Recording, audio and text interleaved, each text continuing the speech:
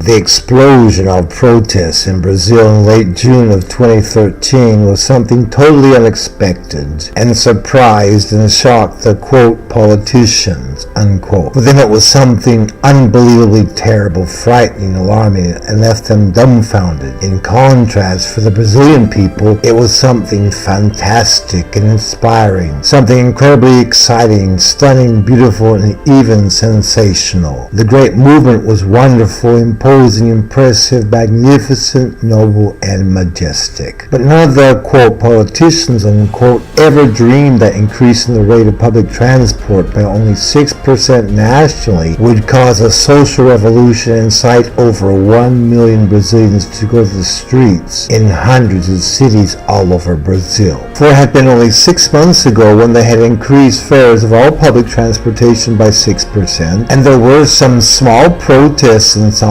Paulo in which police unsheathed their malice and resentment on their fellow human beings, when in a brutal, vicious, and immoral way they savagely and relentlessly attacked the unarmed protesters, shooting at them with rubber bullets, mercilessly, until they dispersed the group. This reprehensible and wicked act wounded several and showed an astonishing, incomprehensible malice and acrimony by the police. But this time, 6 months later, although there was a much larger group, the police thought that with some rubber bullets and tear gas they would crush and repress the protests. However, this time, response from the malicious and unprovoked attack was minimal, only temporarily dispersing the group near the attacks, because in the following demonstrations there were nearly twice as many protesters now decrying the moral and physical abuse by the police. Conscientiously, most thought that they were protesting public embezzlement by the politicians, use of public money already extorted from the people under threats of violence to fund the World Cup and Olympics, or social inequality,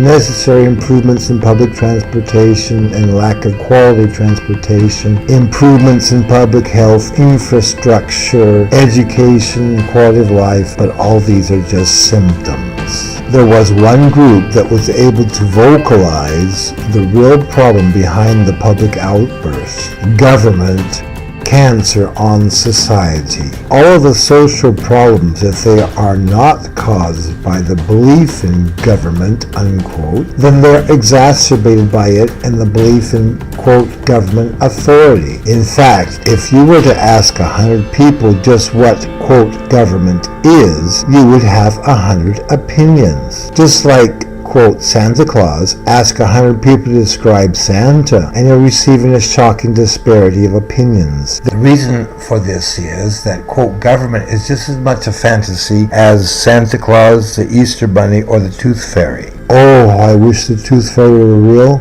Oops, I digress. Just like the Santa legend, quote, government is an urban legend, a popular but totally false belief that a mortal man or woman or small group of mortal men or women possess special powers or privileges that are, for the lack of another term, quote, superhuman and mystical, unquote. The legend claims that, quote, politicians have, quote, authority from Santa, or rather government, unquote, to rule over the whole of society or humanity by initiation of force and violence. And just like Santa's powers, quote unquote, they're mystical, and no one else in the rest of mankind possess them. But the legend further claims that the, quote, powers, unquote, of this, quote, authority come from the people, those who have never possessed this same power or authority.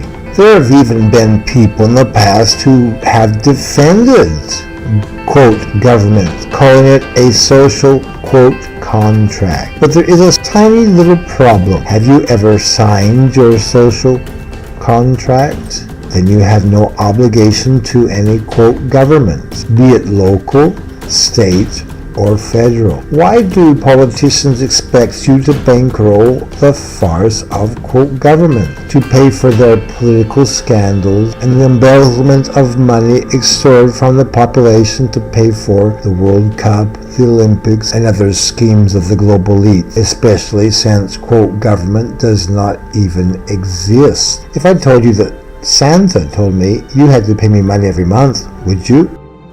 And if I told you the police would kidnap you and put you in a cage if you did not obey Santa's authority, would this encourage you to pay me? Why is that proposal so ridiculous? All I did was replace one fictitious group with another fictitious character. Kind of scary, a Hitler Santa. Now pay extremely close attention to this. If you vote, then you are the problem. Voting is worse than a farce. If you vote, you not only endorse but sanction a system that uses initiation of force and violence to extort, translate, rob you and me. The only choice is to stop the system. Next, when have you signed any, quote, contract, unquote, to, quote, obey, unquote, all the hundreds of thousands of, quote, laws, unquote? Since you haven't, then you have no obligation to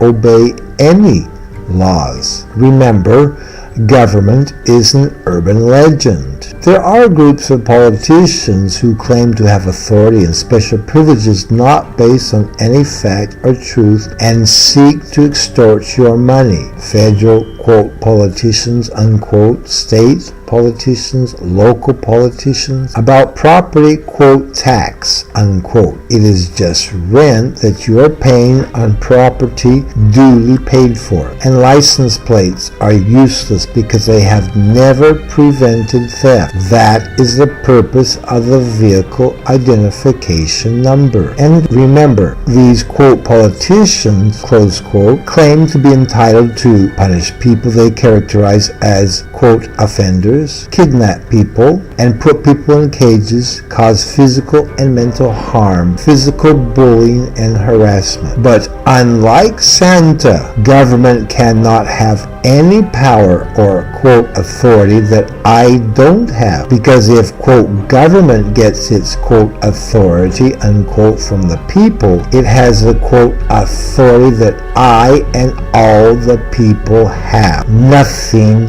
more.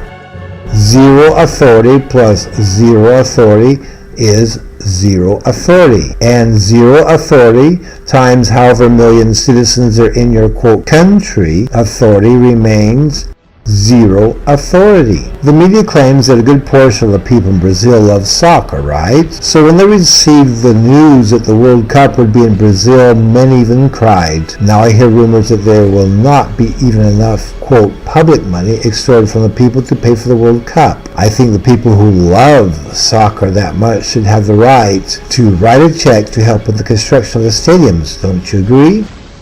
Don't you think they should have this right without any threat of troops dressed up for Halloween to drag them off to a cage? I'm not into soccer or any other sports. I'm no fan, nor do I support any team. Short story. I do not understand how soccer or any other sport or sporting event could help our society. I consider spectator sports just a form of rehearsing for warfare. I'm totally against embezzling extorted money from the public for a game.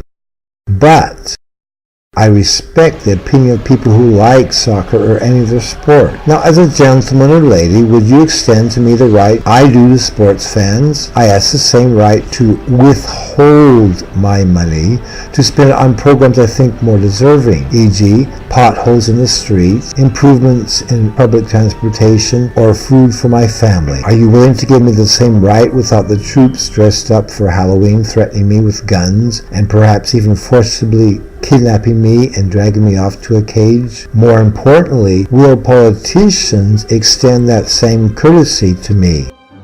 If not, then they are part of the problem. Now understand the problem of Brazil and the US and all the countries worldwide. Quote, government is the cancer that is killing us. This cancer is in each of us, and we have to annihilate it to get it out of our minds, our thoughts, and our indoctrination. It is sucking our money. It is disrupting our lives and the progress of mankind. Whenever there is an initiation of force and violence, we lose our personal freedom. So the opinions of the quote politicians on how to solve social problems are dominating your opinions and mine. Where is the free market of ideas? The current social problems are much more complex than any group of 500 or 600 quote politicians in any country could solve. How many social problems would have already been solved if we had the ideas of hundreds of thousands of people? We need contributions of ideas from all millions of members of society.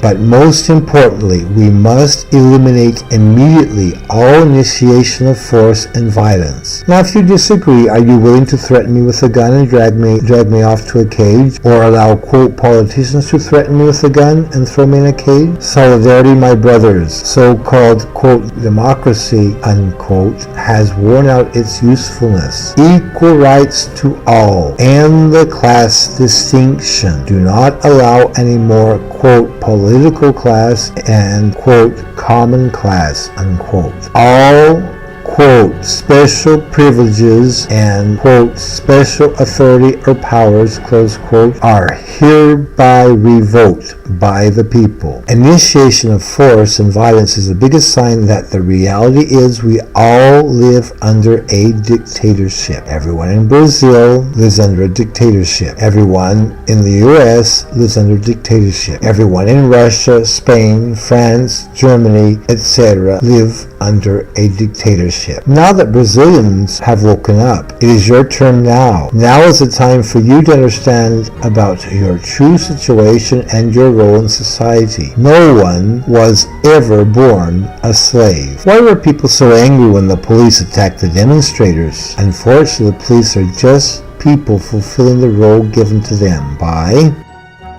the quote politicians that most endorsed and sanctioned by voting and participating in the farce of government.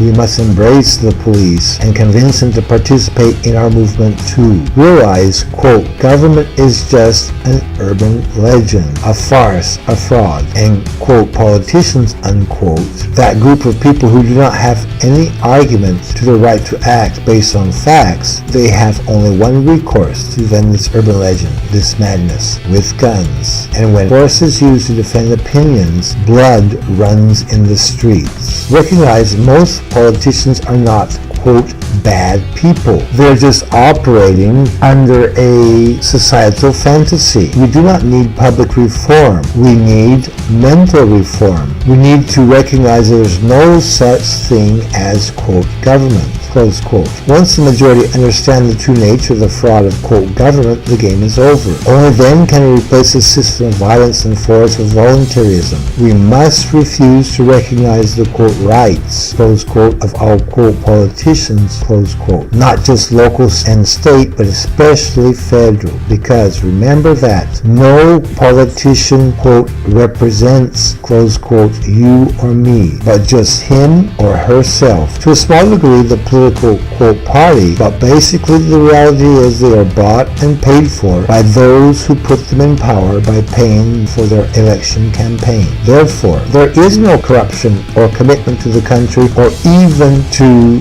voters, since no politician, quote unquote, signed any contract with us. All the hot air expelled during the speeches at the time of the political campaign is only wasted syllables, breath he would excel anyway. Who put them in the power was initially the political party, especially those who paid for the political campaign. And the role of voters, quote unquote, is not just to endorse and support the candidate, but to sanction the farcical system of, quote, government. We must immediately withdraw our support from the current violent political system that initiates force and violence by Stop voting. Stop recognizing, quote, politicians' authority, close quote, nor their, quote, enforcers, close quote, immediately. Stop believing in the lie of, quote, government. Remember, this is a call to